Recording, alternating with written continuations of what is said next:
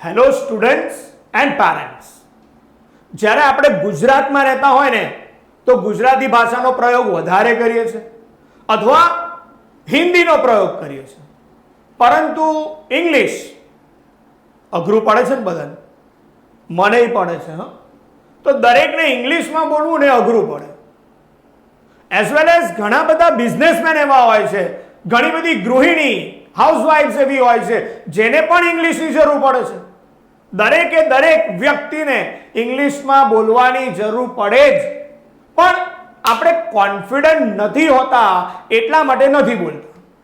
તો આ જ કોન્ફિડન્સ મેળવવા માટે તમારે સ્પોકન ઇંગ્લિશના ક્લાસીસ કરવા જોઈએ. એવી જ રીતે જ્યારે વેપારી વર્ગ હોય તો હવે જે બજાર જે છે એ માત્ર વડોદરા ગુજરાત પૂરતું કે ભારત પૂરતું સીમિત નથી, પણ હવે બજાર એ ગ્લોબલ થઈ ગયું છે, વૈશ્વિક બની ચૂક્યું છે.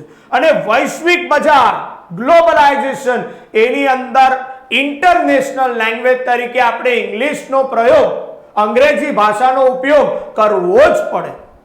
આપણે ક્યાં કાચા પડ્યા છે? આપણે ગુજરાતીઓ ક્યારેય વેપાર કરવામાં કાચા નથી પડ્યા, પણ કદાચ અંગ્રેજીમાં બોલવાનું હોય તો આઈ થિંક ઘણા બધાને પ્રોબ્લેમ થાય. તો એ જ વસ્તુને આપણે ડિલીટ કરી નાખવી જોઈએ. આપણા પ્રોબ્લેમ્સ જે છે એને કાઢી નાખવા જોઈએ અને પોતાની જાતને અપગ્રેડ કરવી જોઈએ.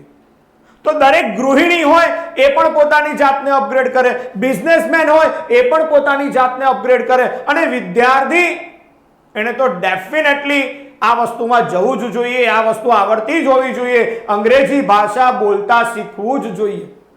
તો દરેક માટે અંગ્રેજી એ હવે ડાયરેક્ટલી કે ઇનડાયરેક્ટલી કમ્પલસરી છે.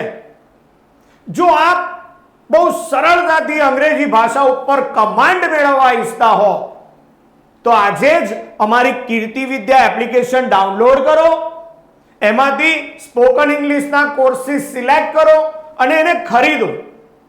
બહુ જ નજીવી કિંમતમાં તમે સડસડાટ ઇંગ્લિશ બોલતા થઈ જશો. તો વિદ્યાર્થી મિત્રો, લાઈક, શેર, ડાઉનલોડ કીર્તિ વિદ્યા એપ્લિકેશન.